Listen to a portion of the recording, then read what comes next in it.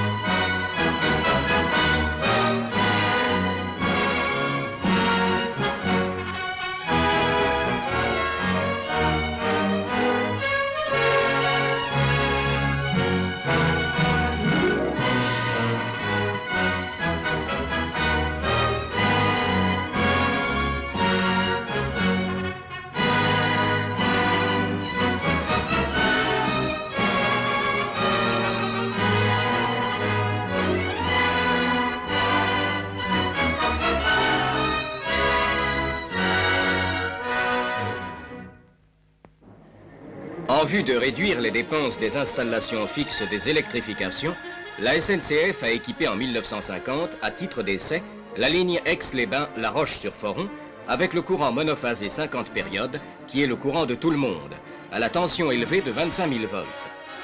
Dans ce type d'électrification, les sous-stations sont peu nombreuses et leur importance est réduite. La caténaire, de son côté, est légère.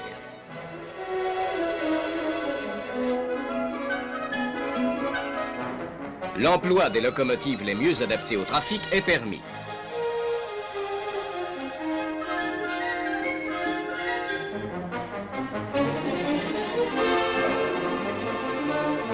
Les essais ayant donné entière satisfaction, la SNCF décida d'appliquer le même type d'électrification à une ligne industrielle à gros trafic. C'est la ligne de Valenciennes-Thionville qui fut choisie. Celle-ci réunit le bassin du Nord, gros producteur de charbon, au bassin de l'Est, gros producteur de minerais, et dessert une région industrielle exceptionnelle, concentrée le long de la frontière du Nord-Est.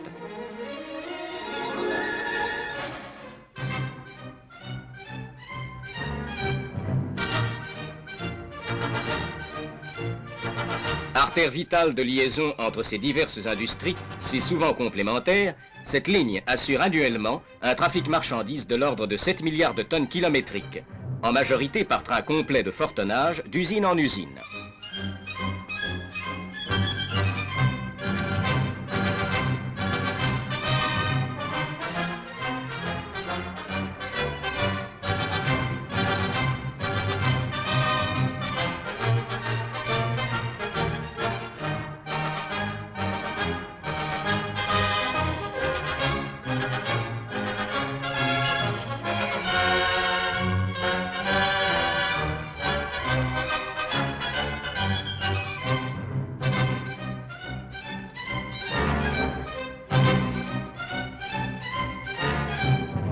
Le trafic des voyageurs est relativement faible, mais comporte cependant une certaine circulation de trains internationaux reliant l'Angleterre à la Suisse de Calais à Bâle. Le profil de la ligne est accidenté. Partant de Valenciennes, elle s'élève avec des rampes atteignant 11 mm 5 par mètre, rampes sur lesquelles 2 locomotives à vapeur sont bien souvent nécessaires pour assurer la remorque des trains lourds.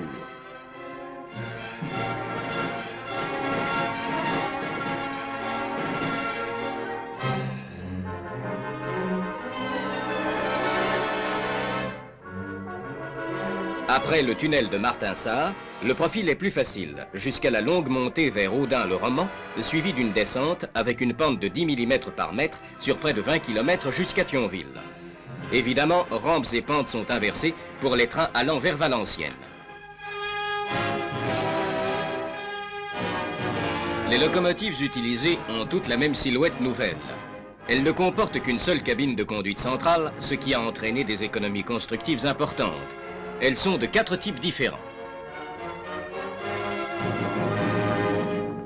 Les CC à groupe tournant monocontinu. Et les CC à groupe tournant monotriphasé pour la remorque des trains de marchandises très lourds.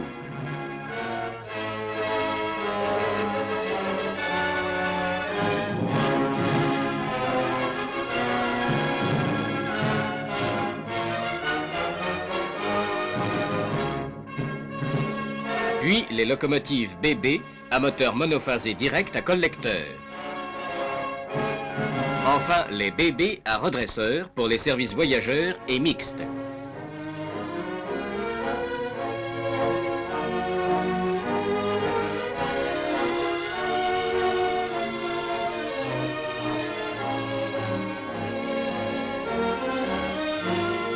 Les formes de la cabine centrale de conduite ont été étudiées de manière à assurer une très bonne visibilité des signaux et de la voie, malgré son emplacement au milieu de la locomotive.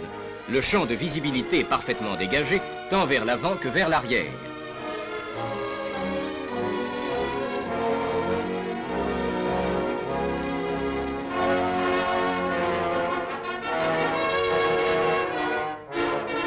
Les locomotives du type CC sont à récupération, c'est-à-dire possèdent un système de freinage électrique par récupération qui peut être utilisé pour toutes les pentes, si courtes soient-elles, et pour tous les ralentissements du convoi. La locomotive consomme du courant ou en produit.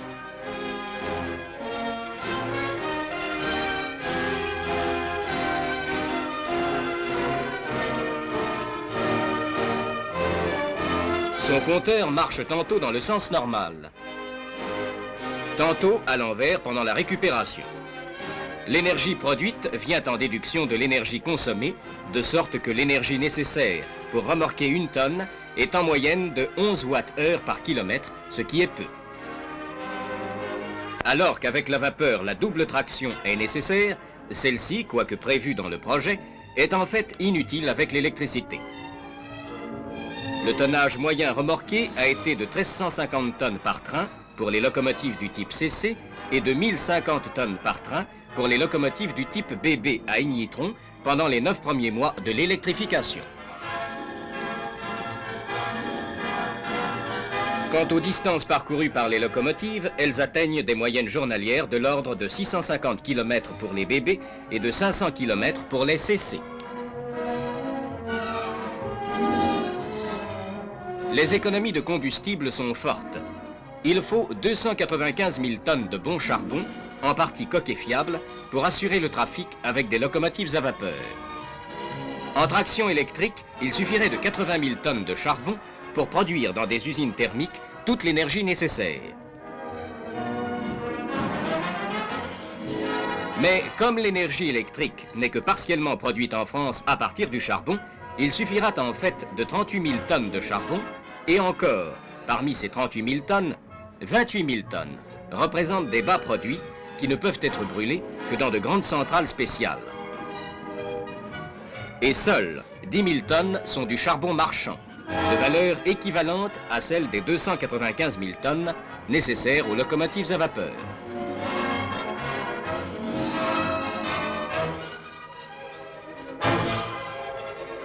Les économies de combustible sont donc considérables, mais l'économie d'énergie n'est pas la seule. Il y en a encore et de plus importantes sur les frais de conduite et d'entretien des locomotives et sur les dépenses des dépôts. Ce type d'électrification permet de remorquer avec les locomotives les plus légères les trains les plus lourds d'Europe sous les caténaires les plus légères du monde.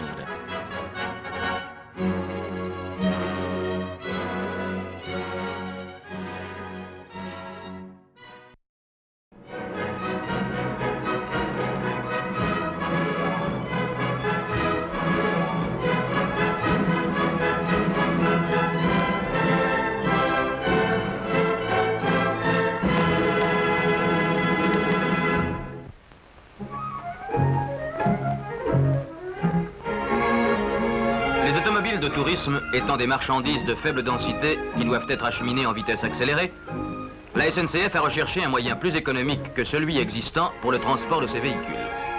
La tendance actuelle de la carrosserie automobile a permis la construction de wagons à double plancher, c'est-à-dire que pour une tare sensiblement égale à celle d'un wagon plat de même longueur, le poids du chargement se trouve doublé.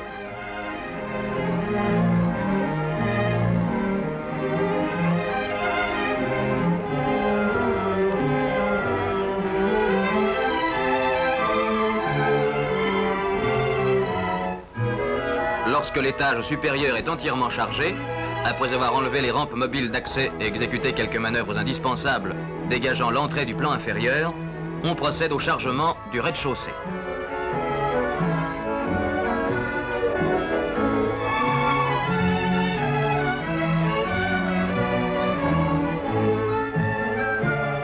Six voitures de type courant trouvent aisément leur place sur ce wagon.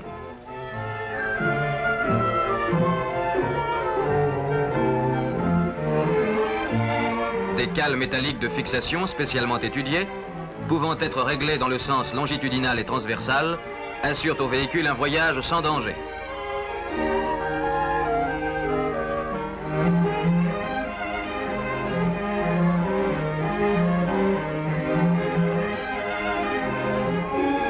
Construit au moyen de voitures réformées, ce matériel constitue une intéressante récupération qui entre dans la politique d'économie de la SNCF, tout en assurant une saine coordination du rail et de la route.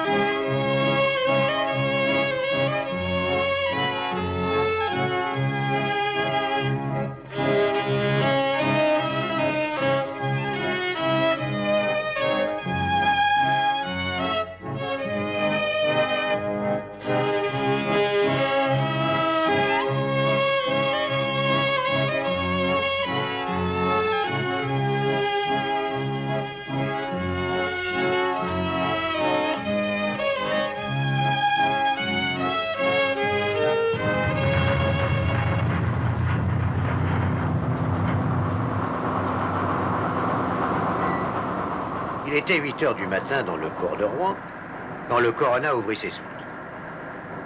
Il y a des jours comme ça. On dirait que les bateaux se font un malin plaisir à réserver des surprises aux cheminots.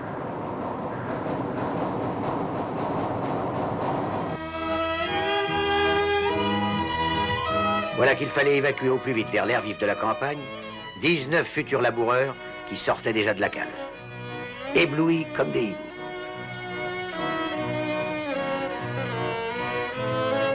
Dans les gares, bien sûr, on préfère les demandes de matériel établies à l'avance, parce que n'allez pas vous imaginer qu'un tracteur prenne le train aussi facilement qu'un congressiste ou un permissionnaire.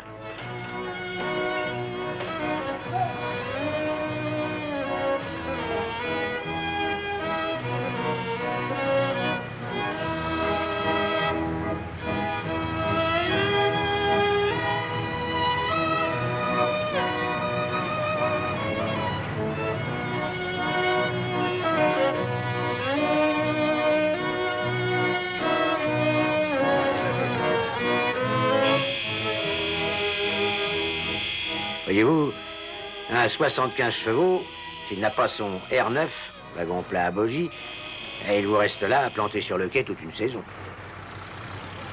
Le problème ce jour-là, c'était précisément les R9.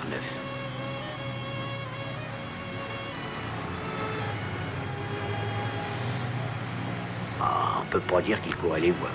Dans tout le port de Rouen, on n'en avait trouvé qu'un de disponible. Il fallait faire appel à Gros René.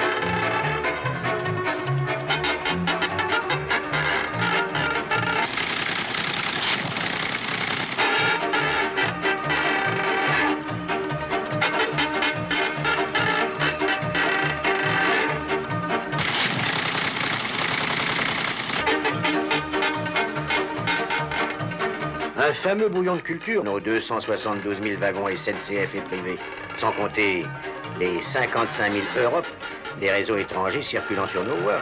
Et chercher des wagons d'un type particulier, ce ne serait pas toujours commode, sans Gros René.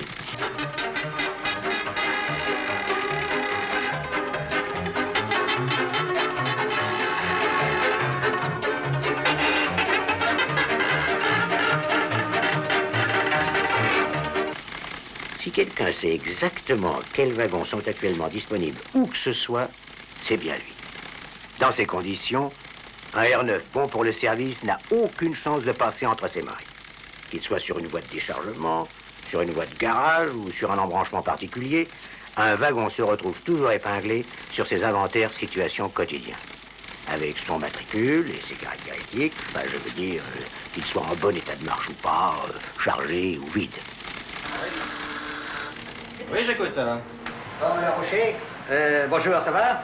Bon, dis donc, j'ai un petit problème, là. Je suis saisi d'une demande intempestive de R9. Il me faudrait 3 R9 d'urgence pour charger des tracteurs en importation.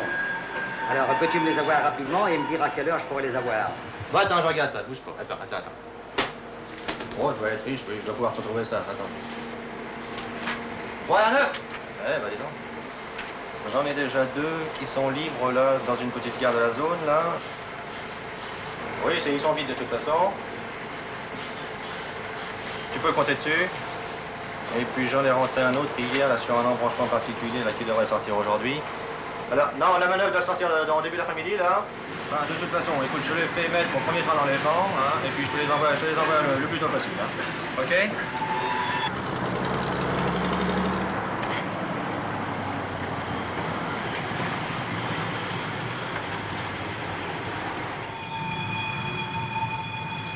À 16 heures, comme promis, les R9 arrivaient. Les collègues de Rouen étaient tirés d'affaire et le client de Saint-Benoît-la-Forêt pouvait bien se féliciter d'avoir choisi le chemin de fer. Ces tracteurs n'allaient pas faire de temps mort sur les quais. Pendant ce temps-là, notre bureau comptable local se mettait en relation à son tour avec Gros René. La comptabilité, c'est encore son affaire, et ce n'est pas la moindre. Une seule gare comme Rouen lui envoie quelques 250 déclarations d'expédition par jour. De quoi saturer n'importe qui, sauf Gros René, bien évidemment. À 18 h, le train 20 250 était formé. VS 571-240Y. Point UP, Preston. Il ne restait plus qu'à relever les véhicules du convoi et qu'à reprendre contact une fois de plus avec qui vous savez. Informer Gros René en lui communiquant la composition du train au départ, c'est bien la moindre des choses si on veut qu'il prenne en main l'acheminement des wagons. Alors, même donné. 31 87 394. Point P1, coopérative agricole. Tracteur. Point TO 10 tonnes. Point IL 412B.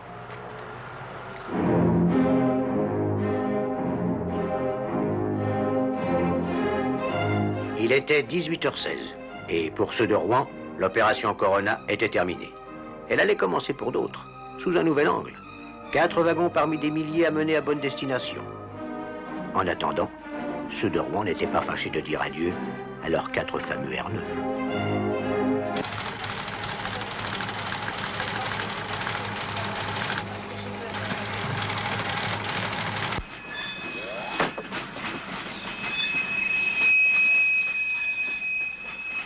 J'ai buté le 67 333 avant le 36 108. Tu avais buté le 67 333 avec le 36 108, et ben c'est d'accord pour moi.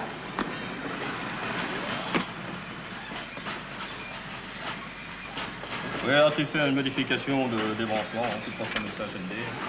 Allez, c'est d'accord, je vais faire ça. Allez. Non, la 7 est posté sur la 7, là c'est terminé. Au centre de triage de Sotteville, on peut recevoir jusqu'à 5000 wagons par jour. Et ne croyez pas qu'ils fassent simplement escale et s'en aillent comme ils sont venus, sagement attelés les uns aux autres. Un triage, voyez-vous, ça sert à trier les wagons. Alors on trie. On pousse les wagons en haut de la bosse, et souvent à raison de 6 par minute. Un score qui pèse lourd à la fin de la journée.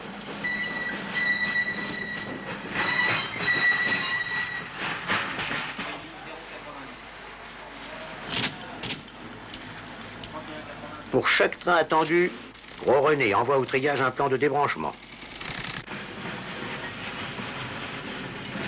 Il connaît la destination de chaque wagon.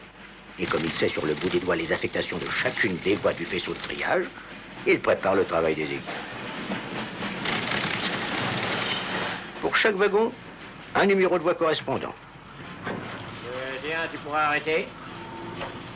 Et ne comptez pas sur Gros René pour envoyer par erreur 4 R9 et leur tracteur à Valenciennes.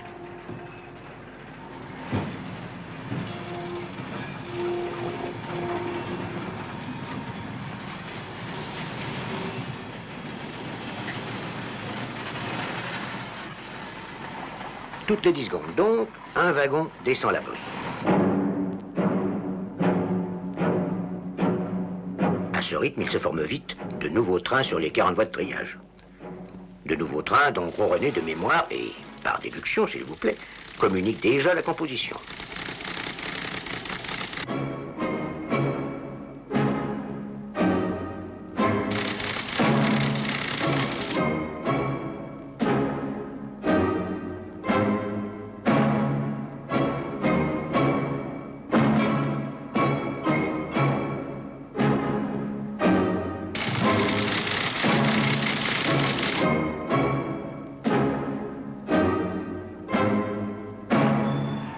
Reste quand même à vérifier sur le terrain ces relevés prévisionnels, ces compos minutes comme ils les appellent.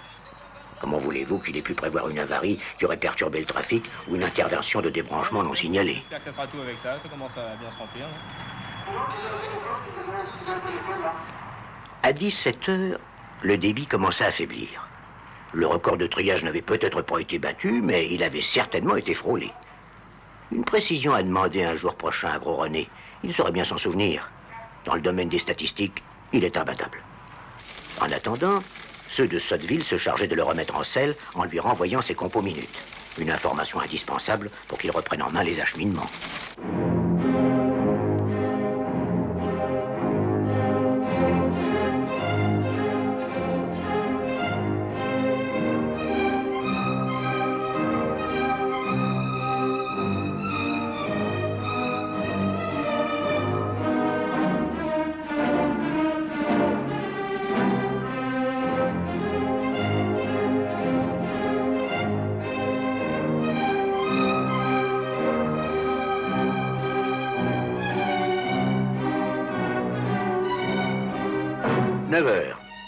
Un train comme tant d'autres sur le réseau national. Le SS 63424 qui roule vers la Touraine. Bébé, tractant ses pèlerins en transit et pourtant toujours sous surveillance. L'œil, ou plutôt la mémoire de Gros René. Il s'occupe d'eux.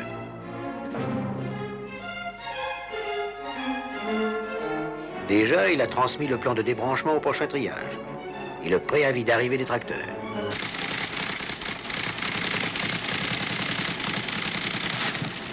La coque de Saint-Benoît, c'est la gare de Saint-Pierre-des-Corps ici. Demain à 14h, vous aurez à votre disposition en gare de Saint-Benoît. Le 63 424 roule et Gros René veille. Il sait d'où vient chacun de ces wagons, il sait où ils vont.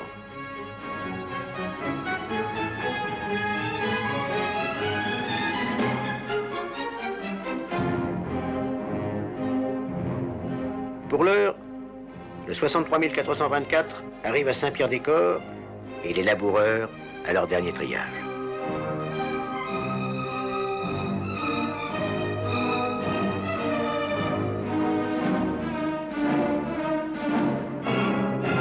Comme de juste, Gros René les a devancés.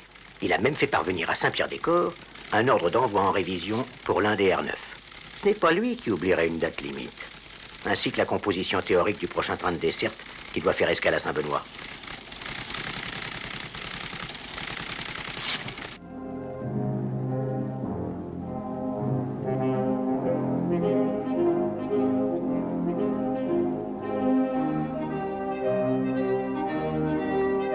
C'est la dernière étape pour les 19 tracteurs du Corona. Saint-Benoît n'est plus qu'à quelques kilomètres. Vous croyez maintenant que Gros René va lever le pied? Ces 4 R9 approchent de leur lieu de destination. Ils approchent. Ils arrivent. Ils s'arrêtent. Gros René peut bien souffler un peu. Vous le connaissez mal. C'est oublier qu'il a d'autres prédispositions. Sur le plan comptable, par exemple. Les wagons mis à la disposition du client, il pouvait s'expliquer maintenant avec les services du centre comptable de Tours.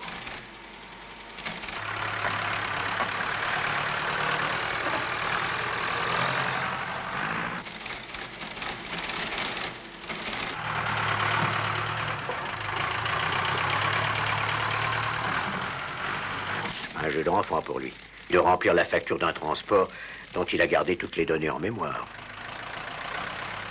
Dommage qu'il n'ait pas pu voir les laboureurs qui sentaient déjà le bon air du pays. Il aurait peut-être dessiné sur sa facture une fleur ou un petit lapin.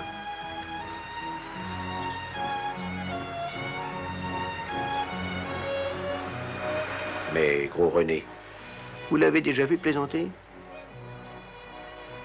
Une seule chose lui importe, que les wagons fassent du tonnage.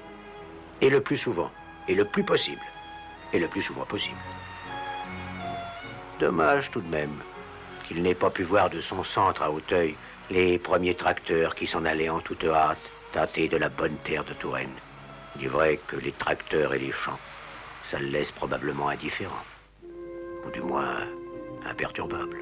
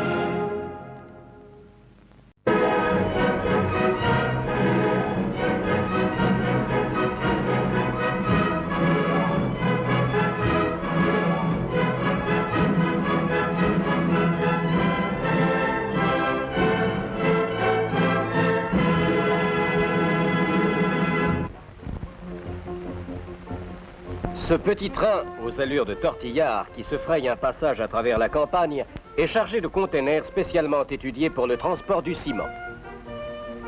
Remorquant son convoi, la locomotive entraîne celui-ci vers la cimenterie, qui, jour et nuit, avec ses machines, broie, malaxe et mélange le calcaire et la chaux pour fabriquer cette matière première utilisée dans des constructions de toutes sortes, le ciment.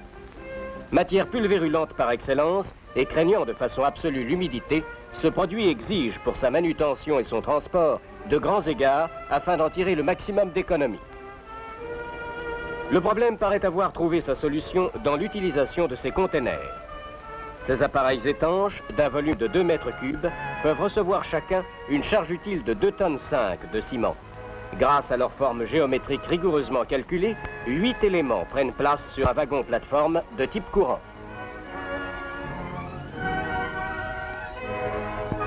Le remplissage des containers s'effectue sans que ceux-ci soient déchargés des wagons.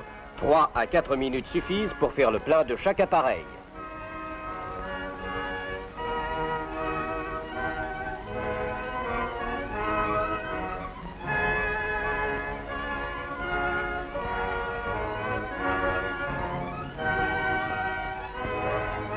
Aussitôt chargé, le train repart. Il va bientôt être pris en compte par la SNCF qui va le faire parvenir rapidement à la gare destinatrice, distante de plus de 150 km de la cimenterie. Il s'agissait ici d'approvisionner en ciment un lointain chantier de grande envergure qui absorbait journellement 280 à 380 tonnes de ciment. Pour satisfaire cette exigence qui ne tolérait pas de défaillance, 400 containers furent mis en jeu. 400 containers qui, comme les godets d'une noria, alimentèrent pendant 4 mois l'appétit féroce de ce chantier.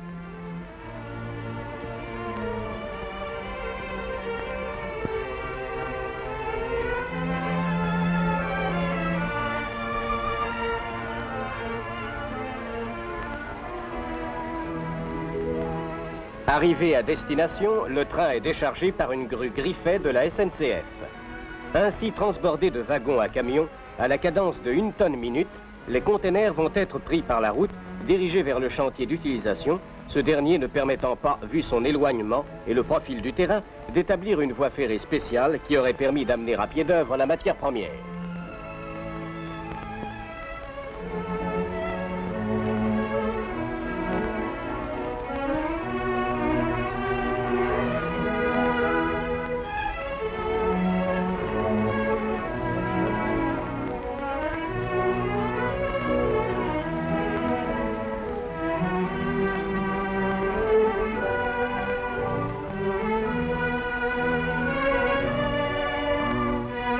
Aussitôt chargé et sans perdre un instant, ce camion et sa remorque prennent la route afin de céder la place à un transport revenant du chantier qui, une fois libéré de ses containers vides, transbordé sur le train, sera de nouveau nanti d'un chargement de ciment.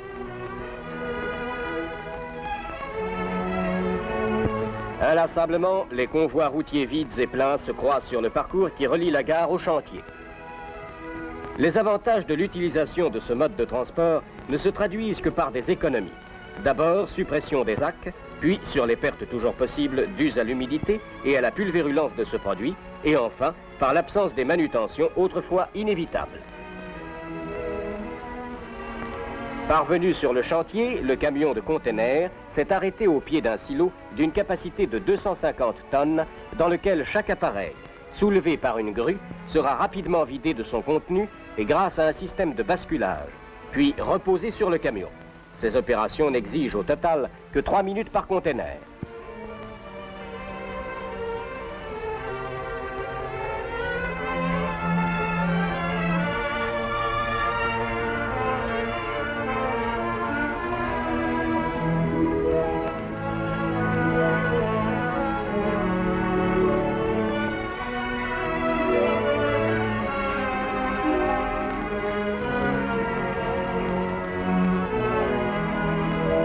Reconduits à la gare, les containers seront acheminés vers la cimenterie pour y être chargés à nouveau.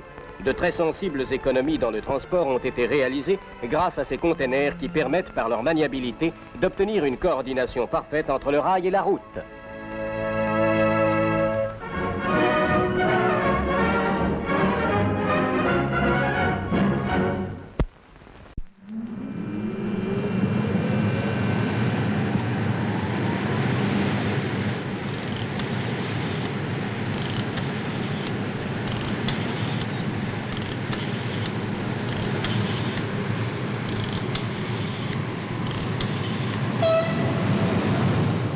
du rail la voie la plus sûre, la plus précise, la plus puissante, la plus économique, la plus confortable et la plus rapide, c'est la tâche que s'est fixée l'Union internationale des chemins de fer, créée il y a un demi-siècle.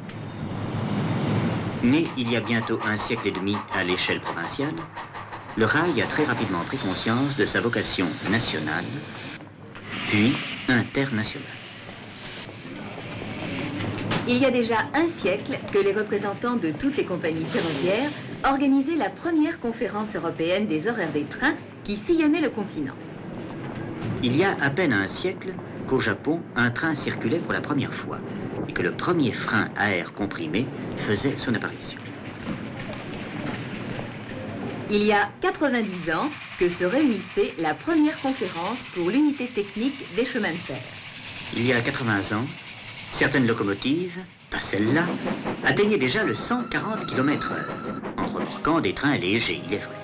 Et pour permettre aux voyageurs de marque de se déplacer dans des conditions de confort insoupçonnées, M. Nagelmaker mit en service, dès 1872, les premières voitures lits, qui permirent la création des grands express internationaux, tels le Saint-Pétersbourg-Monte-Carlo Express. Et puis, il y eut la Première Guerre mondiale.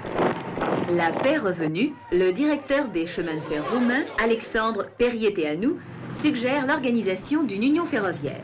En 1922, regroupant les grands réseaux européens et limitrophes, l'UIC est créé sous la présidence de M. Alfred Mange, l'année même où les premiers ferryboats relient le rail britannique à celui du continent, et la Flèche d'Or permet aux Anglais de retrouver leur promenade à Nice dans un temps record.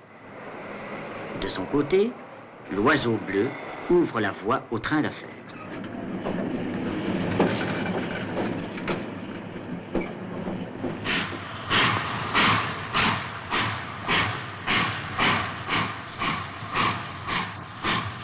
Pour la sécurité des voyageurs, l'UIC se donne parmi ses premières tâches de normaliser et réglementer le freinage continu de tous les trains européens. De leur côté, les voyageurs des grands express rêvent de reconnaître parmi les passagères la fabuleuse Madone des Sleeping.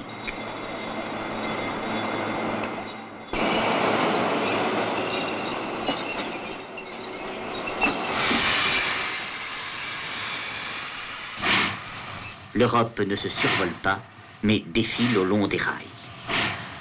À Riga, on peut monter dans un wagon d'où l'on ne descendra qu'à Vladivostok.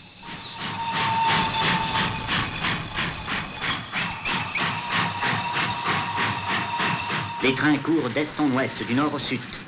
En Angleterre, les locomotives vont atteindre 184 puis 204 km/h. Mécaniciens et chauffeurs connaissent le prestige et l'engouement que connaîtront plus tard les pilotes des lignes aériennes. Pourtant, les premiers symptômes se font déjà sentir d'un besoin de renouvellement qui mènera les prestigieuses locomotives à vapeur sur la voie de garage. Expérimentées depuis 80 ans déjà, surtout en Suisse et en Italie, les locomotives électriques sont de plus en plus nombreuses à entrer en service. Et des locomotives à moteur diesel, à l'essai depuis 60 ans en Allemagne, relient Paris à Marseille, pendant qu'une rame diesel fonce à 155 km/h aux abords de Hambourg. Les années folles. Hélas, les trains de plaisir doivent céder la place aux trains blindés.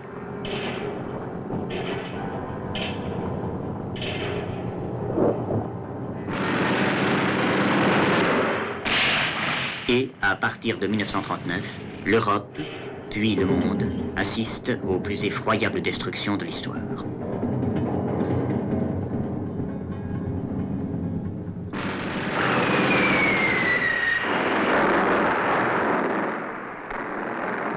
En 1945, à travers toute l'Europe, tout est à reconstruire.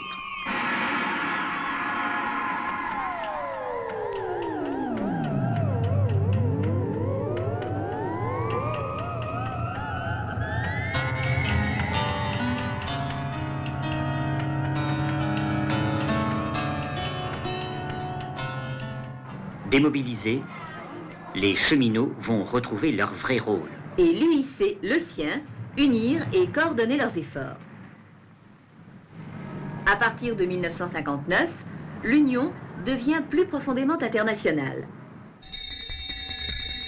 La présidence, jusqu'alors statutairement française, devient tournante. À Louis Armand succède Heinz Maria Oeftering, premier président des chemins de fer de la République fédérale allemande, puis John Retter de Grande-Bretagne, qui, en 1961, annonce la prochaine installation de l'UIC dans un nouveau siège à la mesure de ses activités. En 1963, Hugo Gschwind, président des chemins de fer fédéraux suisses, en fait les honneurs avec Louis Armand, secrétaire général, qui déclare « Ce bâtiment doit être le lieu où l'on pensera en commun, pour construire en commun, pour apprendre à se connaître et s'estimer davantage. » Accède à la présidence le représentant de la Pologne, le vice-ministre Donat Tarantowicz. Lui succède le directeur des chemins de fer suédois, Erik Upmark, puis Lucien Laterre, directeur des chemins de fer belges. Il cède son siège à Károly Rodoni. Sous la présidence du premier vice-ministre des communications et des postes de Hongrie, l'UIC devient une quinquagénaire dont les rails se portent bien et dont les membres animent l'activité de 10 commissions, 5 offices, centres et bureaux et 8 groupes d'études spéciaux. Le résultat de ces multiples actions se lie au fil des rapports comme au fil de l'eau, au fil des rails comme au fil des jours. Ainsi, par exemple, ce mardi, il est 9h en Belgique.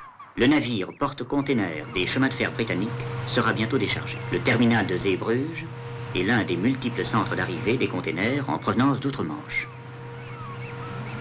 Le développement de ce mode de transport est confié à la société Intercontainer qui groupe 20 réseaux européens.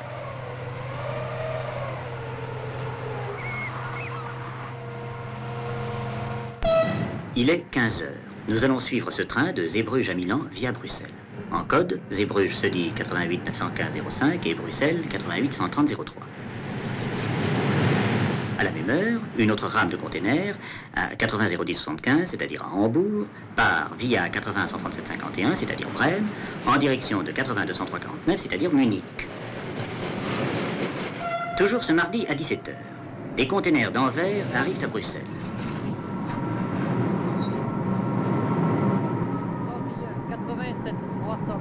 3, 62, 79, auto 2. Il est chargé de 41. Reliés au train de Zeebrugge, ils formeront le train spécialisé Zeebrugge Anvers Milan. Milan, en code, se lit 83 017 00. Le train s'appellera donc le 88 42 82 21 et sous cette formule, son acheminement pourra être traité par des ordinateurs qui, eux, sauront clairement interpréter ces chiffres. La codification numérique des itinéraires internationaux des trains de marchandises a été mise au point par un groupe d'études de l'UIC en accord avec l'OSJT. L'attelage, naturellement, est encore manuel, comme il l'est toujours à travers l'Europe.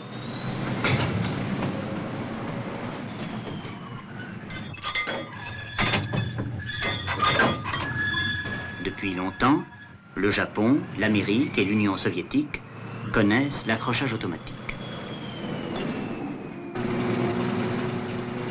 À son tour, en 1960, l'UIC a créé un Punching Group chargé de mettre au point un attelage automatique perfectionné qui raccordera à la fois wagons, tubes pneumatiques et conduites électriques.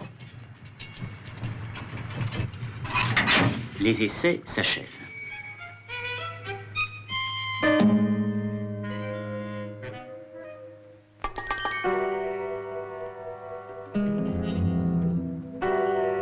Actuellement, la mise en place de l'attelage automatique est prévue pour les années 80. Mardi 19h. À l'heure où l'Edelweiss TEE Zurich-Amsterdam entre en gare, le 88 428 235, etc., part en direction de Bâle et Milan via Namur. Là, le TEE Paris-Roure précède de peu notre train, le Zeebrugge-Milan. 22h, c'est l'heure du Trans-Europe Container Express, le TECE Cologne-Paris. Le Trans-Europe Express depuis 1957. Le Trans-Europe Express marchandises depuis 1961. le Trans-Europe Container Express depuis 1970 sont tous nés d'études faites au sein de l'UIC. Ce mardi de novembre, 29 liaisons TEE ont sillonné l'Europe. Et durant cette nuit de mardi à mercredi, aux heures où les transporteurs routiers relâchent l'accélérateur, des milliers de containers et wagons foncent sur tous les rails. Mercredi matin, après avoir traversé la Belgique, le Luxembourg et la France, le Zeebrugge-Milan arrive à Bâle, un des nœuds ferroviaires de l'Europe. À Bâle siège la direction d'Eurofima, création destinée à faciliter le financement des nouveaux matériels, ainsi que les directions d'Intercontainer et d'Interfrigo. À Bâle, comme en de nombreux autres centres, des agents contrôlent les groupes diesel des 350 containers, auxquels s'ajoutent des milliers de wagons frigorifiques ou réfrigérants. À 9h45, ce mercredi, le Zeebrugge-Milan va quitter le terminal de Bâle en direction du Saint-Gothard. 1972, cinquantenaire de l'UIC, est aussi le centenaire de l'ouverture des travaux de cette voie et du tunnel du Gothard, dont les 15 km sont devenus une des grandes artères du trafic européen.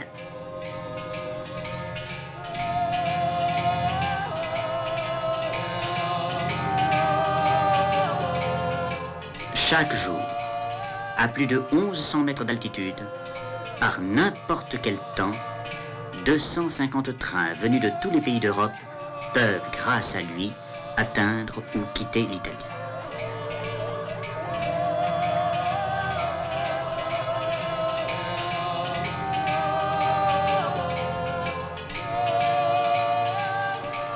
Ce mercredi soir, c'est au tour du Zeebrugge-Milan de se hisser vers le tunnel.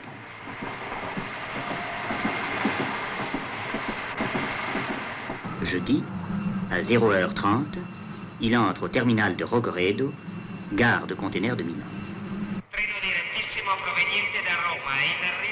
Dès le petit matin, à l'heure où les premiers trains quittent la gare centrale, au terminal de Rogoredo, comme dans toute l'Italie, comme dans toute l'Europe, comme dans le monde entier, des trains se forment ou se transforment.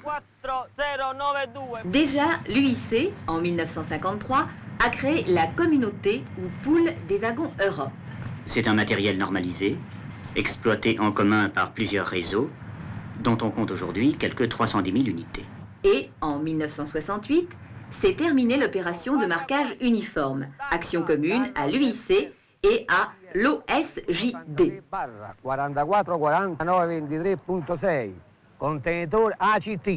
Ce marquage uniforme permettra bientôt de supprimer les fastidieuses lectures.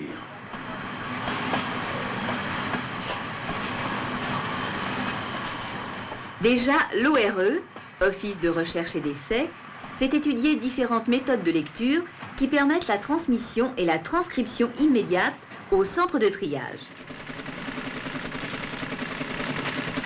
Cette méthode-là utilise la lecture électronique, celle-ci, la lecture magnétique.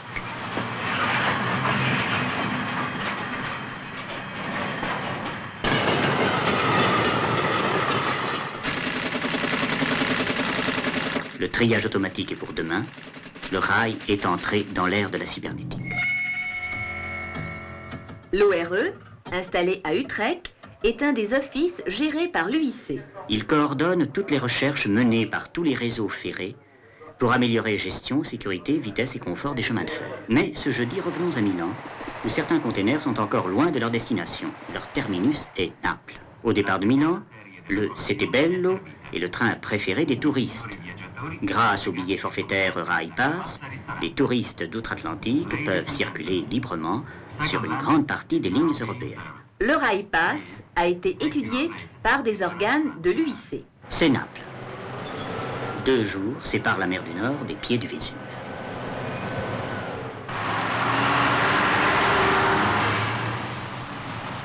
Grâce à l'UIC, les marchandises ne vont plus de gare en gare, mais de rivage en rivage.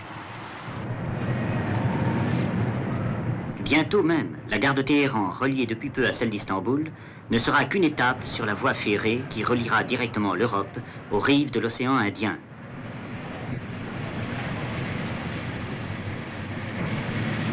Plus à l'est encore, le Japon, où certains trains roulent à plus de 200 km/h de moyenne. Le Japon, via l'immense Sibérie, est relié à l'Europe. Conçu initialement à l'échelle européenne, l'UIC regroupe plus de 50 réseaux. Aujourd'hui, sa mission est devenue mondiale.